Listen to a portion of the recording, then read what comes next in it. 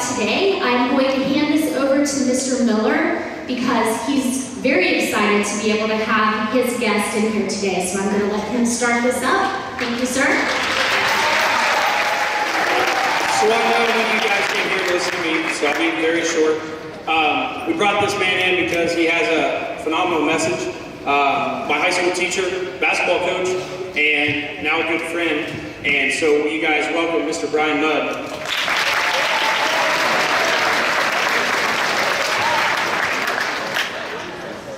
Thank you, Mr. Miller. Mr. Miller, boy, that's, you gotta remember, I coached this gentleman back in the day, had him in class, so to say Mr. Miller, that's got an interesting tone for me. First off, guys, thanks for having me today. It's an honor, a privilege to be here. I've been a teacher and a coach for the last 25 years at Clinton Massey. So working and talking to high school students is pretty much been most of my life. And it's a privilege to be here talking to you today. And this is something that, you know, obviously we all have dreams. You all have dreams. You all have things you want to accomplish in your life. You know, whether it's being a doctor, being a lawyer, being an engineer, you know, being a contractor, being this, being that, going to college to play a sport. We all have dreams. You know, when I was in school, high school, I had thoughts of going to law school. You know, on my path, I got a little redirected. I found out that my dream didn't necessarily match up with what God's mission was for me. And God's mission for me was to do what I'm doing right now. I never thought about public speaking. I never thought about whatever you want to call it, motivational speaking, whatever. But I got redirected on my path, and now I have the privilege and the honor of doing something like this. And I've talked to 6, 7 different high schools. I've talked to 8 or 9 different groups. And it's because of my life experience that I had this opportunity. So I'll give you a little bit of the background. Like I said, I'm a teacher coach for 25 years. Most of those 25 years I've taught psychology. Okay, I'm very big into the mind, and I'll talk more about that in a second. January 2nd of this year, okay, January 2nd, 2018, I went to the chiropractor because I was having headaches. Something that I've done numerous times before. 3 days later, on January 5th, I was on an operating table having a cue ball-sized tumor taken off of my brain and being told that I had glioblastoma. Glioblastoma is a very nasty, scary word for a very nasty, scary disease. 98% of people that are diagnosed don't live 10 months after their diagnosis because it's just that, it's that aggressive. So this was January 5th. Came out of surgery being told the news. And I'll say we and us a lot because I include my wife in this because this is a journey, this is a battle that me and my wife share and fight on a daily basis. For 30 days, we went through 30 days of radiation, chemotherapy, a lot of not very pleasant things. Throwing up, being sick, being tired. After we went through the treatments, we went back for a 2-month MRI, 4-month MRI to see what everything looked like. Everything was good. Tumor was gone. Through surgery, through radiation, through chemotherapy, looked like they got it. Went back for my 6-month MRI, which was 3 months ago, and there was a second tumor. As difficult as the first go-around was, the second one was so much harder. Because you got through the first one and you thought you beat it. You thought you did what they said you couldn't do. You beat this thing. Then all of a sudden there's a second one there. For the week and a half after that second MRI, it was the worst 7 to 10 days of my life. And I'm 47 years old. And it was the worst week and a half of my life. I got up every morning feeling like I was in the deepest hole you could ever imagine. And all I could think about all day long was, how long am I going to live? How much longer do I have? Doctors say they're not too sure. They told me they couldn't operate on this one. This one was in a bad spot. They couldn't take this one out. So So every day I got up, I laid there, wondered, how many more days? Is my wife going to be okay when I'm gone? Is my daughter going to be all right? And every day, this is all I could think about. From the moment I got up to the moment I went to bed. You know, people would talk to me, and to be quite honest with you, I didn't hear what they said. My mind was a million miles away. I felt like, you know, as I looked at people, I'm like, there's no way they can understand what's going through my mind. There's no way they can get it. They can't understand what I'm going through. So I sat there day after day after day fighting this thing right here. And you all know just as well as I do, the mental battles that we fight in our lives are by far the worst. I'll deal with the physical stuff. You know, going through radiation, chemotherapy, and getting sick and being tired, I'd much rather take that over fighting this thing right here and the negativity that this thing right here sometimes tells us. You guys know as well as I do, when we go through struggles in our life, and we go through difficulties in our life, this thing right here starts. And it goes hard. And it starts telling you things like, you're not strong enough. Just give up. Just quit. You can't do this. Over and over and over. And like I said, for 7 to 10 days, every day, all day long, I dealt with that. I listened to that. I looked in the mirror and thought to myself, maybe you're right. Do I really want to go through this again? Do I really want to put my body through this one more time? Maybe I should just give up. Nobody blame me. Everybody knows how hard it is. Maybe I should just give up. Nobody blame me. Everybody knows how hard it is. Maybe I should just give up. But after going through this for 7, 8, 9, 10 days, I finally got up one morning and I said, you know what? I got to do something different.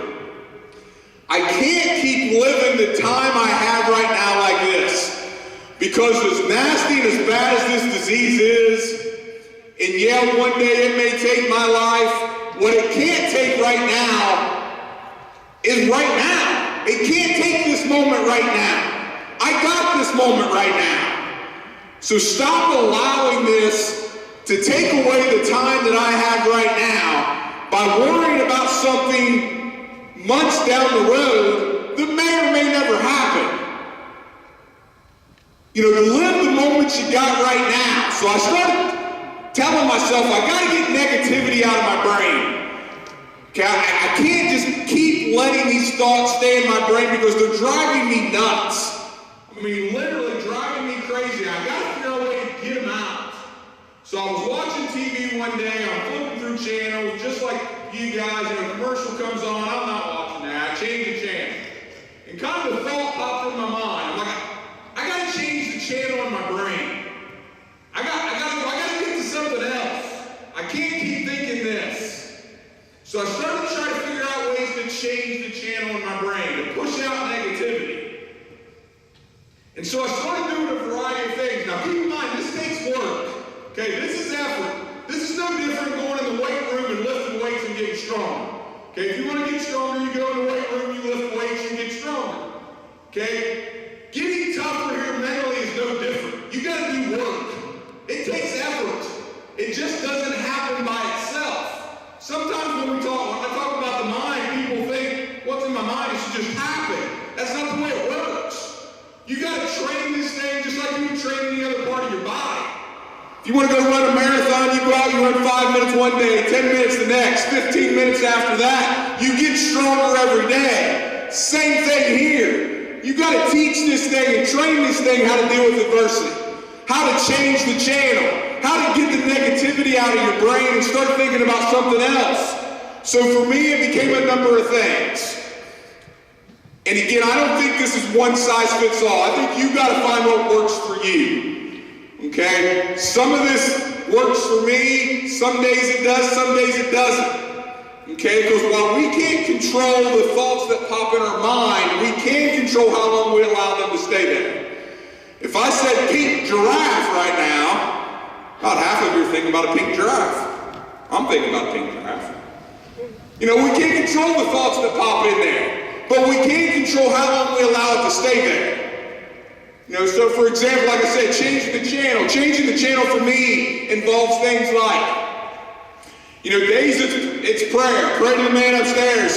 Lord, I need some help. Give me some strength. I can't do this on my own. Sometimes for me, it's meditation. And when I say meditation, sometimes students look at me in class like, Mr. Mudwell, you talking about meditation? You sitting on a mountain in a temple, shaking your head Indian style, chanting Om or something? Meditation, modern day meditation, very simply is closing your eyes, taking a deep breath in, deep breath out. Sometimes I count.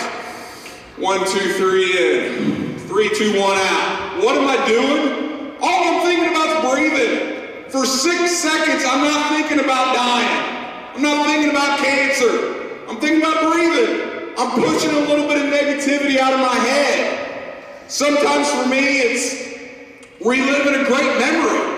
Me and my wife were just in Disney a couple weeks ago, just closing my eyes and thinking about a day we were there. And sometimes it's something as goofy as pulling out my cell phone and playing a stupid game on my phone that probably a lot of you have. And I just get focused on this game. How many times can I flip my jet ski over and over and over again?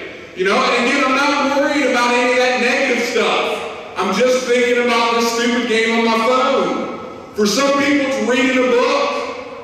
Again, just something to get their mind off of negativity. Because I knew that if I didn't, that negativity was going to eventually kill me. Because it was eventually going to convince me, just quit. Just give up. And again, as we go through hard times, you guys have all been through them. If not going through them right now, you know what it's like when you're going through those hard times. And that voice starts in your mind. And it starts telling you to quit and give up. And I call it the quitting line. That quitting line shows up in front of you. Whether it's in the classroom, whether it's in a sport, whether it's in your life, whether it's in a job, whatever it is, and that voice in your mind says, just quit. It's too hard. Your job doesn't pay you enough. Just quit. This class is too hard. Just quit. Because let's be honest, it's easy to quit. It's easy just to say, yeah, I'm done. I'm not doing that anymore. Because those voices will tell you to do that. But each time that you see that quitting line show up and those voices start, and you're able to turn around and walk away from it and say, no, I'm not quitting today. I'm not going to do that. I'm going to find a way to get through this. You get a little stronger right here. That's that lifting those weights. You're getting a little bit stronger right here. And all of a sudden the next day that line's a little further away. And you do that enough, eventually quitting doesn't become an option for you anymore. It doesn't matter what life throws at you. And life's going to throw some bad stuff at you. You know that. Life's going to make some very difficult times for you in your life. That's just how it works. But each time you're able to walk away from that line, you get a little stronger, you get a little tougher. You learn how to train your mind to deal with adversity. You learn how to push your way through it, not quit, not give up. You know, I tell groups, and I'm going to say this, and a lot of you are going to look at me like I'm crazy, and I may be, but I tell groups that this struggle that me and my wife are currently in, this struggle is our gift. This struggle with brain cancer right now is our gift. Is it hard? Does it cause a lot of pain? Yes, 100%. But this struggle has had benefits. And for me, in my mind, I believe that every struggle in our life has a benefit. There's a reason for it. There's a reason why you're going through it. There's a reason why you're experiencing pain. And it very simply may be to make you stronger. Maybe to teach you some patience. Maybe to make you a role model for others. And what I mean by a role model for others is, let's be honest, we all experience a lot of the same similar struggles. Okay, whether it's health issues, whether it's loss of loved ones, whether it's relationship problems, financial problems, we all experience the same similar struggles. And when you go through a struggle and you're able to get through it, don't think that other people don't see that. Don't think that somebody else sitting in a classroom is not looking and not thinking, she did it, he did it, they got through it. And when they experience it, they got somebody to look at and say, you know what, they got through it. If they got through You know, so sometimes struggles are very simply there to make us be a role model for somebody else. I like to use the term be a legend because we're faced with two choices when we go through struggles. We can sit back and hope that people feel sorry for us. You know, I got brain cancer. You know, I'm probably not going to live very long. You know, I'll just stay home. My friends can come visit. I'll just stay here and feel sorry for myself, and I'll just wait for it to end. Or we can step up and say, you know what? I'm going to get through this. I'm going to find a way to fight through this. I'm going to get stronger through this. In talking about this being my wife and mine struggles, it's made us realize how much we take for granted in our lives. And we all do it. We're humans. It's natural to take things for granted in our lives. But sometimes things like this cause us to open our eyes up and realize, guys, we are so fortunate with the people that we have in our lives. I have the most amazing group of family and friends in my life that anybody could ever ask for. And yeah, I knew they were amazing, but this event has caused me to open my eyes up and realize how amazing they are. It's brought me and my wife closer together. We don't take for granted the time that we have. You know, I talked about all that changing the channel and meditation and all that sorts of things. All those things are designed to make you mindful. Okay, mindful is a term that psychologists throw around to emphasize living in the moment. Okay, valuing the moment you have right now. Okay, very often we're thinking about things that took place in the past, things that are going to take place in the future, and we don't give the present moment the attention it deserves. You know, half hour from now, you might be getting ready to have one of the best experiences you're ever going to have in your life. And you're too worried thinking about what took place 20 minutes ago, what you're going to do tomorrow night. And all of a sudden that moment happens and you don't get to savor it. You don't get to completely enjoy it because you're distracted. Your mind's someplace else. And when I say savor it, think about your favorite food. What do you absolutely love to eat? Okay, if you could have a plate of anything in front of you right now, most of your mouths are watering right now. We're getting close to lunch, I know. But whatever your favorite food is, picture it in front of you right now. Take your fork, you cut a piece off, you stick it in your mouth. You know, for me, I always talk about love carrot cake. I love carrot cake. You know, and when you take that first forkful of carrot cake and put it in your mouth and you're chewing on it, you're not thinking about anything. What are you thinking about? Gosh, this is great. This is the best thing I've ever tasted. You're not thinking about anything else. You're completely in the moment. You're savoring it. You know, that's all you're focused on. You know, and that's how we should live our lives. We should live our lives savoring those moments, enjoying it, getting everything out of it we can get out of it. Because, you know, sometimes we don't know how many more of those moments we're going to have. All of those were making terms. No, excuse me.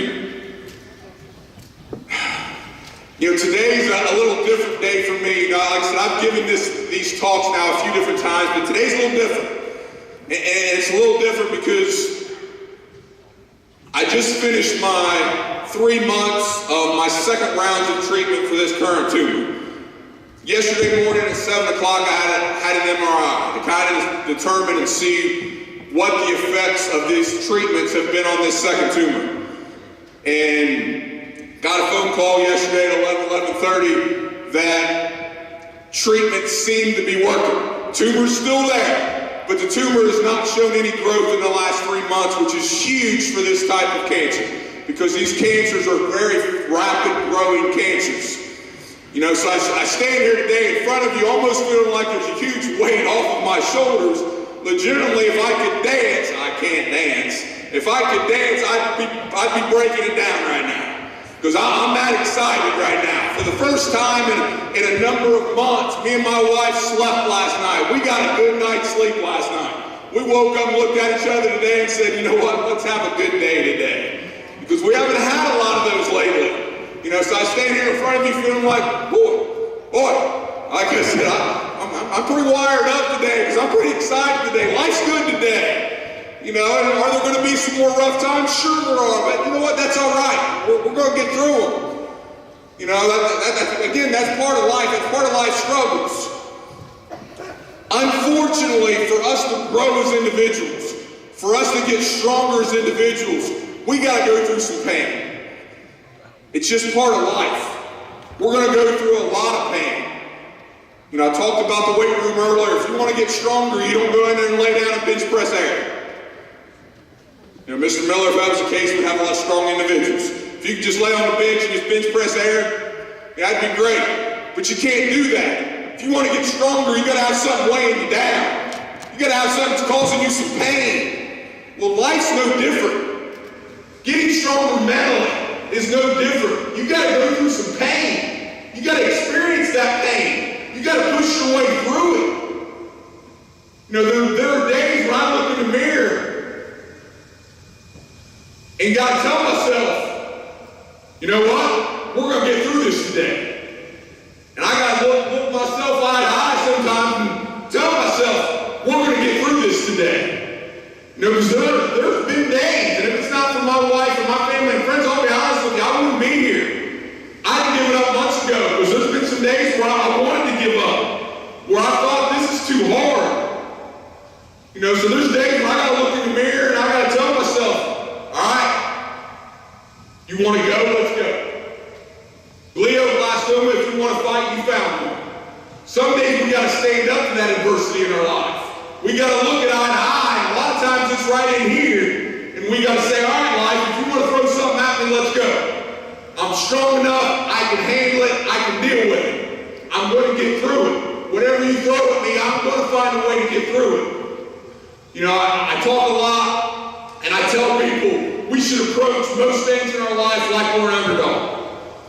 Okay, what I mean by that is we should approach most things in our life like we've been told we can't do it. Okay, think about when somebody tells you you can't do something. You know, you can't do this, you can't do that, you can't get an A in that class, you can't go to that college, you can't do this, you can't do that. When somebody tells you you can't do something, you get a little mad. What do you mean I can't do this? Let me show you what I can do. You know, and I think we need to approach most things in our life like that. Because we dig a little deeper. We put a little more of our heart and soul into it because we're trying to prove somebody wrong. Why is it in a college football game, college basketball game, when there's a big upset, why do the fans storm the court and everybody's jumping around? Because they've been told they can't do it. And they put their heart and soul into proving they can do it. You know, I used to say when I started on this journey, you know, I was told early on what the percentages and the odds were. You know, I was told initial diagnosis, 98% of people don't make it 10 months. You know, and my statement always was, don't tell me what I can't do. Don't tell me what I can't do. Well, my mentality's changed a little bit in the last few months. My mentality nowadays is, keep telling me what I can't do. Keep telling me what I can't do. Because all that does is motivate me to want to prove somebody else wrong. All that does is motivate me to want to walk into another doctor's office in a couple more months and look at it and say, yep, still here. Not done yet. You know, so instead of, like I said, I used to be, don't tell me what I can't do. You know what? Keep telling me. Keep telling me I can't do it. Because all you're doing is motivating me to prove you wrong. You know, so when we're faced with things in life that are hard, that are difficult, take that mentality. Be the underdog. Let me show you what I can do. Don't tell me I can't do that. Let me show you what I can do. Boy, I get rainbow on the. Obviously, this is very emotional for me. This is a topic for me that is, you know, honestly, a life and death topic. This is something to me that this is my daily life. And some things I just want you to take with you, and hopefully I've been able to communicate some things to you, is just remember the power that we all have right here between our ears, okay? This is yours.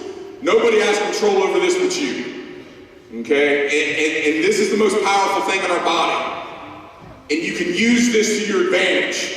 You can use this to stop the negativity, to have more positive thoughts going through our minds, that convince yourself that you can succeed at things. You know, you were given this life because you can live it. You were given your struggles because you can overcome them. But we got to be right here. We got to be strong right here. We got to teach this this thing right here, how to deal with adversity, how to get through it when times are tough. And guys, I know times are tough. I know each and every one of you have had moments where it's been everything you've had to pull yourself out of bed sometimes. I get that. I know that. You know, I've walked those steps. You know, I'm still having those days where it takes a lot for me just to pull myself out of bed. But right here, this is where you got to work on this thing. Build this thing up. Make this thing stronger. Make this thing tougher.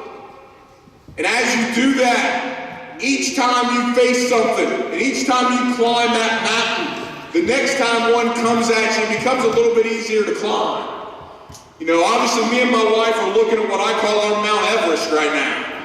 You know, fighting brain cancer is obviously the biggest mountain we've ever had to face.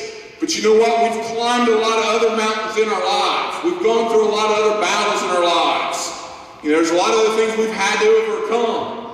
You know, and I can sit here and rattle through an entire lifetime of stuff from being abused as a child to living in poverty and being homeless when I was a middle school kid. I can tell you a lot of stories about a lot of bad things. But you know what? Each one of those things made me a little stronger. They made me a little tougher. And now while this mountain is huge and ginormous, you know what? I know that we can do this. And I know that we're going to give this thing everything we got for as long as we got. Because we've been trained for this. We've been built for this. Through all of our other struggles throughout our lives has got us ready to fight this one. You know, so just remember, struggles, we're all going to go through them, guys.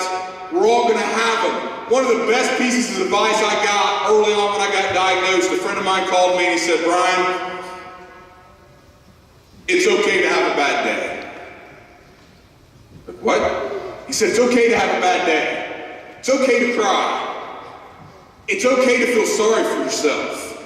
He's like, everybody knows what you're going through. Don't feel like you got to be so strong. Don't feel like you got to keep everything inside. Let it out on occasion. You got to get that stuff out sometimes. You know, and I used to think crying, talking to other people about your problems was a sign of weakness. You used to think that was weak. What do you need to talk to other people about your problems for? Deal with it. What you got to cry for? You don't need to do that. But I realized that sometimes in life, we need other people to help us. We need other people sometimes to help pick us up off the ground when we've been knocked down. And that's not weak. That's a sign of strength that you realize and understand that, you know what, there are times I just need some help. And that's okay. It's good to reach out. Because like I said, if it's not for my wife and my family and friends, I wouldn't be here today because they've picked me up numbers of times. You know, and I'm not too proud to say I've shed a lot of tears in this process. And there are times when, you know, I just looked at my wife and I'm just like, honey, I just gotta cry. Because it's hard. It's not easy every day waking up thinking about when you're gonna die. It's hard. And sometimes those feelings just gotta come out. And that's okay. And like I said, I'm not too proud to say, yeah, sometimes I just gotta cry. I've walked out of my classroom. I was in my classroom a couple days ago, knew this MRI was coming up. You know, a lot of stress, a lot of anxiety. I had to walk out of my classroom in the middle of teaching. Just step out in the hallway and wipe away a few tears out of my eyes because it was just getting to me. That's okay. There's nothing wrong with that. All right? So just let me leave you with a couple of things. Again, just remember power you have here. Change the channel. If there's one thing I can get you to take from this, just remember, you can change this thing right here. Okay? Whatever thoughts are going through your mind, you have the ability to change them. Okay? I'll give you a quick. Got any track athletes in here? I'll give you a quick track story on the power of this thing right here. I don't care how gifted you are physically. I don't care if you're the smartest person in the school. Okay, I don't care how great and wonderful your talents are. If this thing right here is not lined up the way it's supposed to be, you're never going to reach your fullest potential. You're never going to be everything that you can possibly be if this thing between your ears isn't lined up right. Okay, I'll give you an example. I had a track kid just graduated a year or two ago. As an 8th grader, he broke 5 minutes in the mile. That's kind of the landmark time for an 8th grader. If you can break 5 minutes in the mile as an 8th grader, that's great. That's pretty good. So he got to high school. I was varsity track coach. I got to high school his freshman year. I was excited to coach him because I had a great middle school career. came to the high school. Most of his freshman year was very disappointing. Ran slower than he ran as an 8th grader. I just couldn't understand it. I knew he was in better shape than he was as an 8th grader, but yet his times were consistently worse. Finally, towards the end of the year, he goes out, he runs 5:25, almost 30 seconds slower than he ran as an 8th grader at the end of his freshman year. I finally went up to him after the race and I said, Jacob, what are you thinking about? He kind of looks at me. I said, when the gun goes off, what's your first thought? You take that first step, what's going through your mind? He looks at me and he says, Coach, I'm just thinking I don't want to die at the end of the race. I said, what? He said, I'm just thinking I don't want to die at the end of the race. I said, Jacob, there's 5,280 feet in a mile. You're telling me on step 1, you're worried about what's going to happen on 5,280. He says, yep. I said, dude, worry about step 2, then step 3, then step 4, then step 5. We'll deal with the end of the race when we get there. Stop worrying about something that right now you have no control over. Just worry about the next step you're going to take. Okay, so he ran 5:25, we had that discussion. Next week we go to the league meet. See if I can get these right. He ran 4:52 at the league meet. Week after that we go to districts, he ran 4:43. He dropped nearly 40 seconds off his mile in a matter of about a week and a half, and we did nothing in practice to make him any faster. I don't have a magical workout that can make you drop 40 seconds off your mile in a week and a half. If I did, I'd be coaching the Olympics. I don't have that workout. All I did was change the way he was thinking. I changed what he was thinking about. And he always had that potential. Physically, he was gifted enough to do that, but this right here was holding him back. What he was thinking was holding him back. So I don't care how gifted you are physically, how smart you are, what a great artist you may be, whatever. If this right here isn't thinking the right things, you're never going to live to your fullest potential. Okay, so again, this requires work. This requires effort to make tougher, make stronger. You know, I'll always end this with a quote, and this is going to be the first time I don't end it with the same quote. I'll end this a little differently. Because I'm in Goshen, because I see warriors written on the back wall, I'm going to end this talk a little bit different quote. And this is a quote, I have a shirt hanging in my room that I read every morning. I read every night before I go to bed. And the shirt says, the devil whispered in the warrior's ear, you can't handle the storm. The warrior whispered in the devil's ear, I am the storm. And seeing that warriors, I just can't get that saying out of my head. And, you know, that's how we got to approach adversity in life. Okay, stand up to it. Be strong to it. As I said earlier, nobody wants to hear the story of the man or the woman that was given everything. Who wants to hear that? Who wants to hear the story of the man or the woman that was given everything? Nobody wants to hear that. That ain't a good story. People want to hear the story of the man, the woman that overcame, that got through their pain, that got through their struggles, and that they can look at it and say, he did it, she did it. If they can do it, I can do it. Legends are born in the valley of the struggle, and we're all going to struggle. Legends are born in the valley of the struggle. I implore you, I beg you, be a legend. Be somebody that your friends, your family can look at when they're going through tough times and they can say, you know what, they got through it. If they can get through it, I can find a way through it. Maybe I'll go ask them how they got through it. I got a buddy of mine that I've connected with since I've been diagnosed in Florida, who's 5 years out going through what I'm going through. And he's my legend. Because he's 5 years into this battle. He's somebody that I call, that I send text to when I'm struggling, because I know he gets what I'm going through. You know, so be one of those people. Be that legend that other people can say, you know what, they dealt with this. They got through it. I'm going to go ask them how they did it.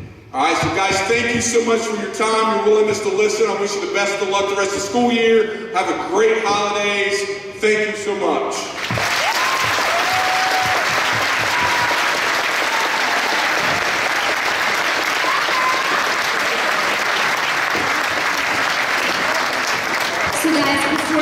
you go, there's part of this. Why do I bring him in? Well, one thing is he's got a great story to tell. He's got a great story to tell.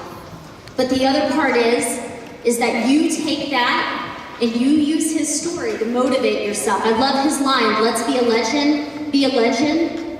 Every one of you have a story. Everybody along the wall here has a story. You can let that story define you. You can accept your current status and say, this is good enough. Or you can do exactly what he said. You fight the battle, you go be a legend, and do something about it. That's why we're here. Don't use excuses. Don't throw that out there. Go change the world. It's bottom line. So I don't think that we probably gave him what he needs. I'd love all of you to stand up, give him a round of applause, because that's what we do.